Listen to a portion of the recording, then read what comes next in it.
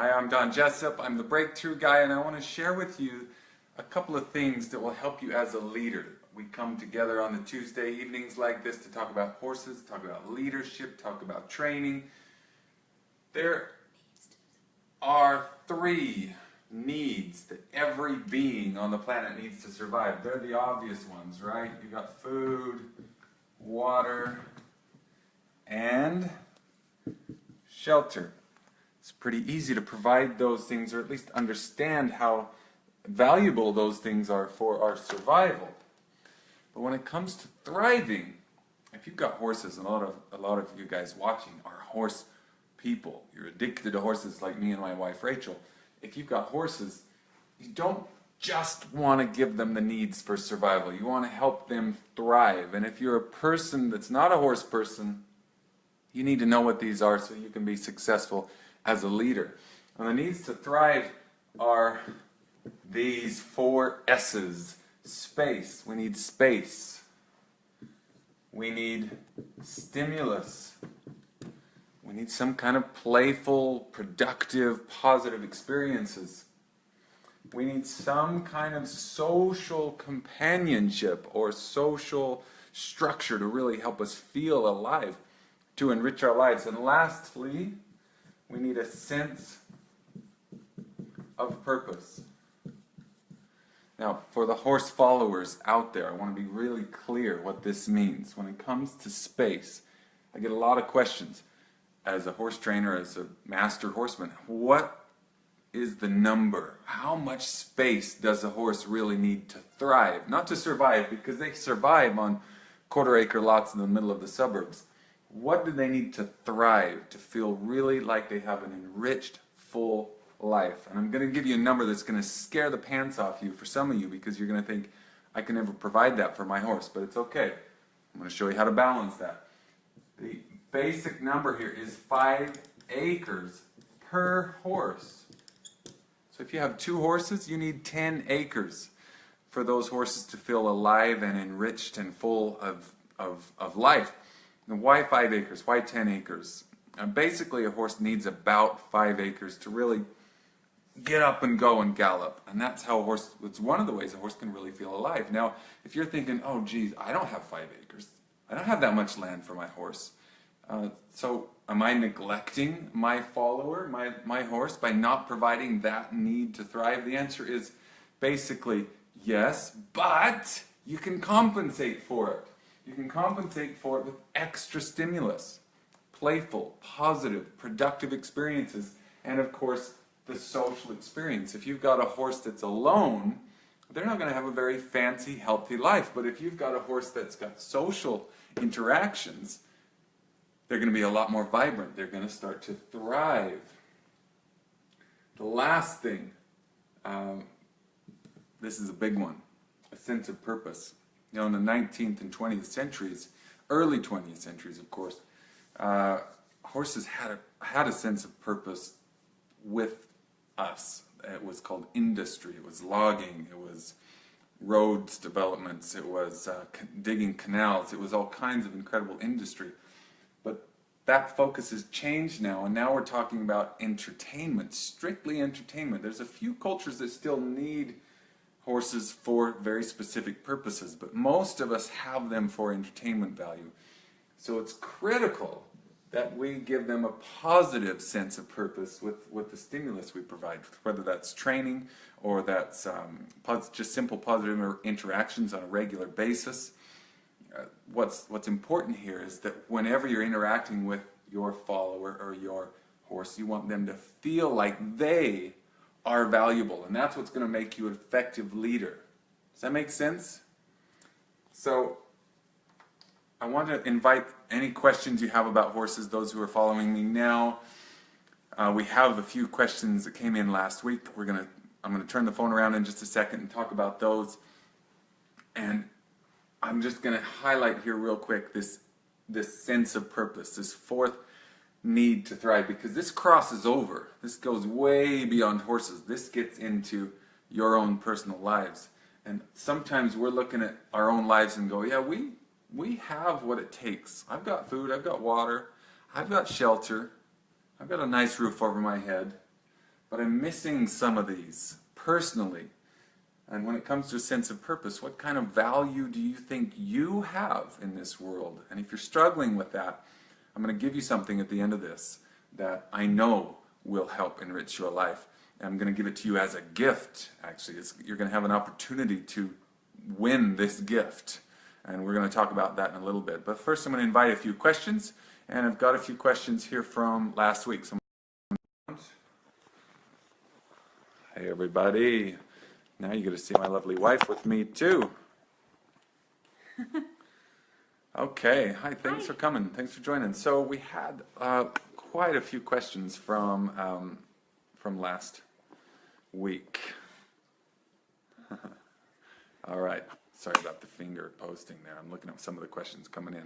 Thanks for joining us, guys. Okay, go ahead with the question. What do we got so far? Okay, so this lady is playing with a horse on the ground, and before she rides, and she said he pulls away and rips the rope out of my hands, or pulls away and abruptly stops and looks at me. What do I do? Ooh, so if you can imagine this, you've got a horse on the end of a line, and you're trying to get the horse to circle. She's asking for cantering, right? Yes, canter. So on the she's ground. lunging the horse or circling the horse on the ground, and every time she asks for that transition into the canter, this horse bolts and pulls the rope out of her hands, or suddenly turns around and stops. What do you do? Well, the answer is quite simple. There's only a few reasons why horses don't do what we want them to do. One of them is fear, and that is the horse is either scared of us or they're scared of the task that we present. The other one, of course, is confusion. The horse actually doesn't understand what you want. They're not being obstinate, they just don't quite understand what you want. So the simplest way to view this problem is confusion. If you know it's confusion, what you want to do is simplify the steps. And what I would do in that very specific situation is I would use the corner of an arena or a fence line.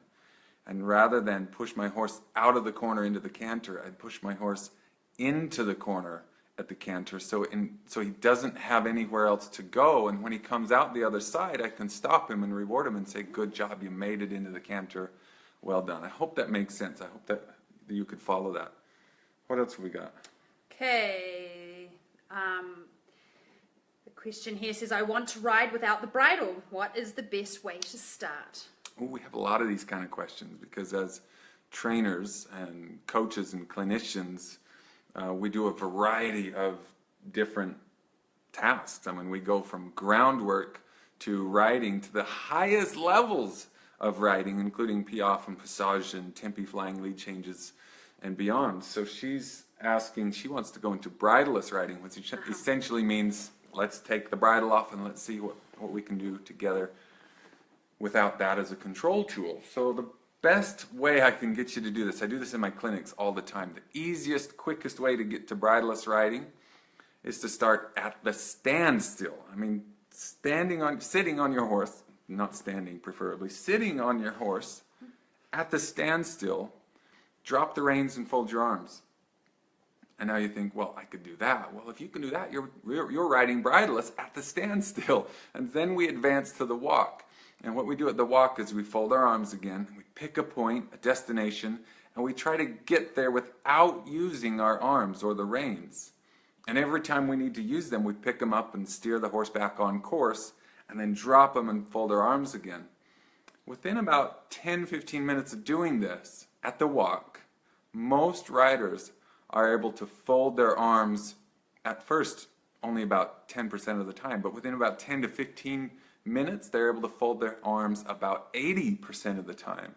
And if you did this for a week at the walk, you would be able to fold your arms nearly 100% of the time on straight lines, and you could start integrating turning with your legs. And don't even bother with the trot until you've mastered the walk, and then carry on. I really hope that's helpful. I really appreciate that. Thank you very much for that question. All right, we have another one here, the last of the night. I'm not a horse person. She is a horse person. She is a horse person. I am a horse person, but my real question isn't related to horses. All right. My question is about confidence. I find myself avoiding almost all types of confrontation and backing down or giving way to other people. I would love to find some way to boost my confidence. I don't expect miracles, just want some more help and ideas. Ooh, so she's lacking confidence. I appreciate this question. Thank you very much for asking. She's from Washington. Thank you very much. I really appreciate this question. She's lacking confidence when it comes specifically, she says, to confrontation. She backs down, which is directly related to a lack of self-confidence. And Rachel and I talk a lot about self-confidence. There's two types of confidence. There's control confidence. That's your ability to really control the environment. And there's self-confidence, which is your ability to control your body, regardless of the environment. And people with a low self-esteem or lack of self-confidence don't have a lot of control over their body. So what I encourage you to do is start to practice little control maneuvers with your body, mobility maneuvers. A yoga class is a good start, really good start. Martial arts is one of the best starts into building your self-confidence because it trains your body to respond and react in really positive and productive ways. And so when you get into a confrontation, your body and your breathing system and your blood and your chemistry, they all respond and they react in a very, very positive way. And if you can't go do that, if you can't go take a class and you're stuck at home, then there's a lot of online courses you can do, but there's simple things you can do. I mean, what would you suggest? Just running, exercising. Moving, yeah. Just moving your body. Moving's a good start. Really physically fit people struggle less with self-confidence than anybody else. So there are a few people who are very fit who struggle socially with confidence, and that can be addressed through all kinds of different techniques. This specifically, I know, would be addressed well just by training your body to respond positively to your environment. So that's a fantastic question. Mm-hmm. So of course we invite your questions as well. Pete, thank you so much for joining. Everybody, thank you so much for joining. We have questions come and go all week, and we'll be here for those. We'll get right back on Facebook after we're done here. We'll answer your questions, respond to your comments. Really appreciate you guys joining us for a few minutes. And of course, we'll post this video for those of you who don't see it. Now, earlier I talked about a sense of purpose, having a sense of purpose, a sense of value, really knowing your value in the world. And I want to share with you an opportunity, we want to share with you an opportunity to really experience your true value. So, you want to tell them about it? How do you get it? I want Rachel to tell you how you can be a part of this, how you can share in this. It's called the voice of power, by the way. Right. So if you are having a lack of confidence or a tough time, or there's some things going on for you that just aren't going well, then you want to try Voice of Power, because you get to write down on a form all the things that are going on for you, what you want to do, what you want to achieve, where you want to be, what's going wrong, what's holding you back. There's quite a few questions in there, and then we will take that information and we will write you your own personal motivational speech. It's your own personal audio inspiration, and we're going to add music to it. You're going to hear what you need to hear, because often when we go throughout a day, what do they say? It's 10 to 1. One negative thing that you hear or get, you need 10 positive things to just balance that out, not even to tip it up. So these personal audio inspirations help tip that balance. Listen to it again and again and again until you believe it, till you believe in yourself, until you can start doing something that you never thought was possible. And we, Don and I want to help people to live and achieve their dreams and goals and where they're going. And so we want to help you guys. So we're giving this away for free, a free trial. And if you're interested in trying that out, receiving it for yourself, or giving it to a friend who really needs it, please send us an email or a message on Facebook, a personal message. And we choose someone each week and we give that free to them. And we're really excited to be able to do that. So thank you for joining us, and we hope to continue to share that with you. Thank you very much. Send us your comments, your emails. We'll respond right away. Thank you very much. And if you want to win that opportunity, once a week we're going to pick somebody and we're going to give it to you for free. It will blow your mind, I promise you.